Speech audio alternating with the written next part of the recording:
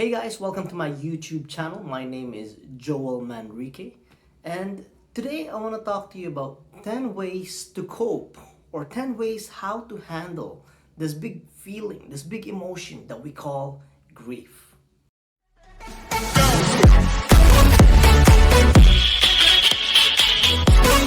Now, before we begin, I just want to define grief. Grief is a loss. It could be a loss of a job, a loss of a house, or a loss of a loved one. In my case, it is a loss of a loved one. It is a loss of my daughter, Nevaeh's Chain. So, I don't know where you are at the moment, but you might be able to relate in a way that is similar to what I'm going through. So let me begin. So the first one I want to talk about is just breathing. Breathing helps so much with grief. Like, you can just stop anytime and just do this. Breathe in, breathe out. Just do that several times. You can even do it with me right now. Breathe in, breathe out. Deep breathing, deep breathing. Get that oxygen in. Inhale and exhale through your mouth. Just like you're blowing a balloon. And this helps me tremendously. There's something about breathing that helps the body relaxes. And I do this quite often. And I actually did this yesterday with my psychologist. So breathing is number one. Easy step. You're going through grief, you're going through depression. Take a moment to break. Take a moment of silence and just breathe. Inhale and exhale. It will do so much for you. And it's done so much for me. The next way is to go for a walk. To go for that morning walk or an afternoon walk. Just walk. Just do something about it. Just walk. Just move. Action.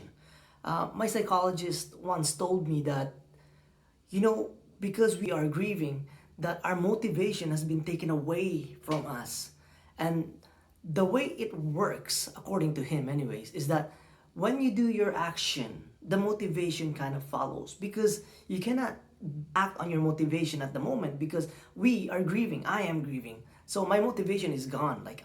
It's gone. I can't even do things the way I used to do them and the things that I wanted to do. But if I just go for a walk, if I just do that, you know what? Set a time. 5-minute walk. I'm gonna do 5-minute walk and then come back. Boom, you've done it. Then the motivation kind of does follow. I've experienced it, and so I could say, the motivation does follow through after a while. But just continue walking. Just 5 minutes. Start with 5 minutes, 10 minutes. There's so much that walking does. Just walk, action, get your body moving. So these are little things that really helps me tremendously. Now, the third reason I want to talk to you about is get some rest. Get some sleep. Let's face it, grief is tiring. My first weeks or so, even months, even now actually, I tell my psychologist I'm always tired. Or I tell myself, why am I always tired? I haven't done anything. I'm just always tired. It's because mentally and physically, grief is tiring. There's just the first week, the first month, there's just so much in my mind, what happened. And I think my mind is also trying to absorb everything that has happened. You know what, your daughter is no longer here. This is the reality. So just mentally, I was fatigued. And physically, I wasn't able to move. With the lack of exercise, with that motivation being gone, can't do anything. So don't blame yourself if you're sleeping too much. Get as much sleep as you can. Get as much rest, sleep as you can. Take care of your body. Now, the fourth reason is to exercise. Simple things like push-ups. You don't even have to go to the gym. Same with walking. So you don't have to go to the gym. Do some stretching, exercise, stretch your body. Those are little things, because right now we can't deal with the big things. So little things that will help with grief. Now, number 5 is meditation, which pretty much kind of summarizes 1, 2, 3, 4, because these are kind of ways that you can meditate. Like when you're walking, you're meditating, you're thinking of just something that is good, something that is right for you. Or meditation could mean just closing your door, just being in your room by yourself and praying. You could be praying to God or praying to whoever you believe in. I believe in God. I believe in my Father in heaven. I believe in Jesus. So I mean, don't get me wrong, I do have a lot of questions, but that helps in terms of just giving yourself time, giving yourself time to think, giving yourself time to just breathe and to be in that space. And if you are being faced with anger, frustration during those times, it might help just to face it a little bit.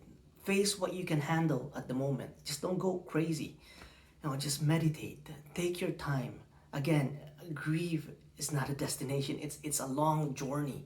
And I know for men, like for myself, I want to get there. I want to get better, but I can't. Well, I will never be better. I'm not saying better in terms of sickness. We are not sick. We are grieving. We are in the process of thinking how to handle this big feeling that we're given, that we have never felt before. So that's what I'm talking about. So meditate, meditate, meditate. Now, the 6 ways that I find for myself anyways, and I hope it works for you as well, is to declutter. I've mentioned this before, that my environment, my space really affects my mood. It affects how I think. So if I see a lot of mess, my head is just mess. I'm thinking in my head, it's messy.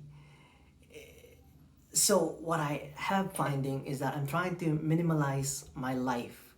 I've been watching a lot of YouTube videos on minimalism, just trying to reduce, to declutter my life, and really trying to see what matters the most and focus in on that. The loss of my daughter has taught me so much and so much.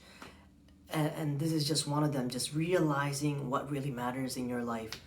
I fixed my backyard. It looks great. And so that space for me, especially at night with all the string lights, it's very relaxing.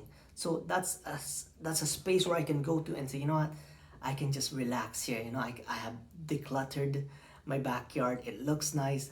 And even one of the washroom, I've decluttered it. So that's a space for me, and it just helps me to maintain that thinking process. It helps me to have a clear vision, have a clear mind. If everything is organized, it's the same with grief, because grief is just like, it's a mess. It's like a knot all over the place, right? And you're trying to untie it, but then again, there's another knot. So yeah, just decluttering really does help for me, because when I see a space that is clean, that is organized, that activates something in my mind saying, you know what, this is an organized place. So it tells me, get organized. I hope that makes sense. Now, the 7 ways that you can do is to start going back to your hobbies. What makes me happy? What are the things that I used to do? Like for me, playing a little bit of bass, singing a little bit, just things that you love to do. Things that doesn't feels like work. Things that you love to do. Bring those back, okay? Number 8 is gardening. I've never done gardening before, but when my daughter passed away, this is one of the things that have helped me with my grief, that has helped me cope. Just seeing the flowers bloom, just planting something and then seeing it grow. So it feels like, there is hope. That kind of resembles that there is hope, when you start seeing your flowers blooming, and you start seeing the plants you've been taking care of for a while, and it's growing. It does something to me anyways. And let me know what you guys think about all these. If you like this video, actually just hit that like button and consider subscribing, and comment below what are the things that have helped you in your grief at the moment. Number 9 is therapy. Talking to a psychologist, talking to a bereavement counselor, talking to being part of a bereavement group. That has helped me so much. And I'll do a video if you should see a psychologist. But the thing is, with me, I find for myself that whenever I am able to talk about the things that have happened, I feel like I have released that anger, I have released that frustration. And it feels good, just to talk about it. I know it's not the same for everyone. So I'm a little bit careful on this one because I mean, again, it's the stages of grief, right? Where you are with your grief, because when I first experienced grief, I went to the bereavement group, and I said, you know what, I want to be a part of the group. I want to see what everyone else is doing. I want to see how they did it, how they moved past this grief. And my bereavement counselor said, you guys are not ready. So really, it's good to have someone in your life who tells you that you're not ready for a big group, because they are so way ahead of you. So just weigh it in, again. These are the things that are helpful, and I hope that it will help you.